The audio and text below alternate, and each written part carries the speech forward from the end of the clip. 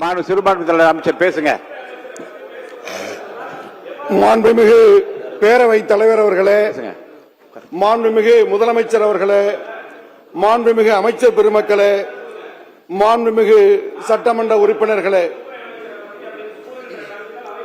கடந்த 2 தினங்களாக தமிழக மக்களுடைய அவை முடிவதற்குள்ளாக ஆய்வு செய்து அதை பற்றி முடிவெடுப்பேன். உட்காருங்க. பிரதிபலிக்கும் விதமாக தமிழ்நாடு அரசு பல்வேறு தனி தீர்மானங்களை நிறைவேற்றிக் கொண்டிருக்கிறது.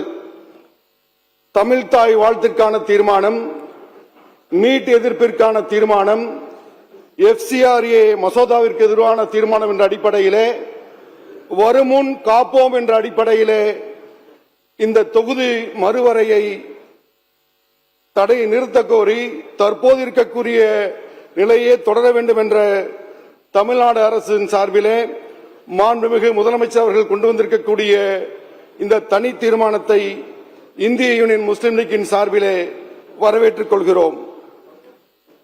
குறிப்பாக ஒன்றியத்தில் இருக்கக்கூடிய இந்த பாஜக அரசு கொண்டு வரக்கூடிய சட்டங்களும் சரி, தீர்மானங்களும் சரி, நாட்டு மக்களுடைய குரல்களுக்கு மதிப்பளிக்காமல் தங்களுடைய நோக்கங்களை நிறைவேற்றிக் கொள்ளக்கூடிய வகையிலே அவர்கள் தொடர்ச்சியாக இது போன்ற மசோதாக்களை அறிமுகப்படுத்தி வந்து கொண்டிருக்கிறார்கள். அதிலும் குறிப்பாக இந்த தொகுதி மறுவரை மசோதா என்பது மக்கள் தொகை கட்டுப்பாட்டிலே சிறந்து விளங்கிய தென் மாநிலங்களை அவருடைய குரல்களை நசுக்கக்கூடிய வகையிலே, அதிலும் குறிப்பாக சொல்ல வேண்டும் என்று சொன்னால், அவர்கள் வெற்றியே பெற முடியாத நிலையில் இருக்கக்கூடிய தென்னிந்திய மாநிலங்களில் இருக்கக்கூடிய அந்த நாடாளுமன்ற எண்ணிக்கைகளை குறைக்கவும், அவர்கள் தொடர்ச்சியாக வெற்றி பெறக்கூடிய வட மாநிலங்களிலே நாடாளுமன்ற உறுப்பினர்கள் எண்ணிக்கையையும் அதிகரிக்கக்கூடிய ஒரு சூழ்ச்சியாகத்தான் இந்த தொகுதி மறுவரையை இந்த பாஜக அரசு கொண்டு வந்து கொண்டிருக்கிறது. இது ஏதோ மக்களுடைய தொகை பெருக்கம், உறுப்பினர் எண்ணிக்கை அதிகம் என்று அவர்கள் சொல்வார்கள் என்று சொன்னால், உலகத்திலே இருக்கக்கூடிய பல்வேறு நாடுகளிலே பல்வேறு முன்னுதாரணங்கள் இருக்கிறது. உண்மையான தேர்தல் சீரமைப்பு, மறுசீரமைப்பு என்று சொன்னால், ஜெர்மன் போன்ற நாடுகளில் இருக்கக்கூடிய விகிதாச்சார பிரதிநிதித்துவ முறை, குறிப்பாக சிறுபான்மை மக்கள், ஒடுக்கப்பட்ட மக்களுடைய குரல்களை பிரதிநிதித்துவப்படுத்தக்கூடிய வகையிலே விகிதாச்சார முறையில் தேர்தல் நடத்தப்படும் என்று சொன்னால் அதை நாம் ஏற்றுக்கொள்ளலாம். மக்கள் தொகை பெருக்கம் என்று சொன்னால், அமெரிக்க போன்ற மேலை நாடுகளிலே 100 ஆண்டுகளுக்கு மேலாக அன்று எந்த எண்ணிக்கையிலே நாடாளுமன்ற உறுப்பினர் இருந்தாலும், இன்று 4 மடங்குக்கு அதிகமான மக்கள் தொகை இருந்தாலும் கூட அமெரிக்க போன்ற மேலை நாடுகளிலே உறுப்பினர் எண்ணிக்கை இதுவரை அதிகரிக்கப்படவில்லை. நாடாளுமன்றம் என்பது, சட்டமன்றம் என்பது மக்களுக்கான திட்டங்களை செயல்படுத்தக்கூடிய, சட்டங்களை இயற்றக்கூடிய ஒரு அவை. அதற்கு தற்போது இருக்கக்கூடிய இந்த 543 என்ற எண்ணிக்கையே போதுமானதாக இருக்கும்.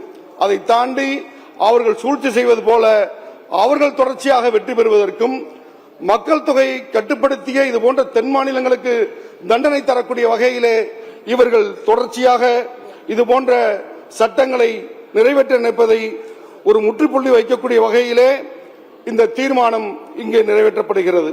அதிலும் குறிப்பாக இந்த தொகுதி மறுசீரமைப்பு என்பது தெற்கிலே இருக்கக்கூடிய 5 மாநிலங்கள், வடகிழக்கிலே இருக்கக்கூடிய பகுதிகளிலே மிக கணிசமான அளவிலே தொகுதிகளை குறைக்கக்கூடிய வகையில், குறிப்பாக சொல்ல வேண்டும் என்று சொன்னால், தற்போது இருக்கக்கூடிய 7.18 என்று தமிழகத்தில் இருக்கக்கூடிய அந்த விதத்தை குறைக்கக்கூடிய வகையிலே இது இருக்கக்கூடிய காரணத்தினால் நிச்சயமாக இந்த தொகுதி மறைவரையை இது தற்போது இருக்கக்கூடிய தாவேக அரசு, அதனை சார்ந்திருக்கக்கூடிய கட்சிகள் மாத்திரமல்ல, தமிழகத்தினுடைய நலனை, தமிழகத்தினுடைய குரலை எடுத்துக்கூறிய வகையிலே அனைத்து கட்சிகளும் ஒருமனதாக எடுத்துரைத்து நம்முடைய உரிமையை, நம்முடைய குரலை பாராளுமன்றத்தில் எடுத்துக்கூடிய வகையிலே நாம் நிறைவேற்றுவதுதான் சிறந்த தீர்வாக இருக்கும்.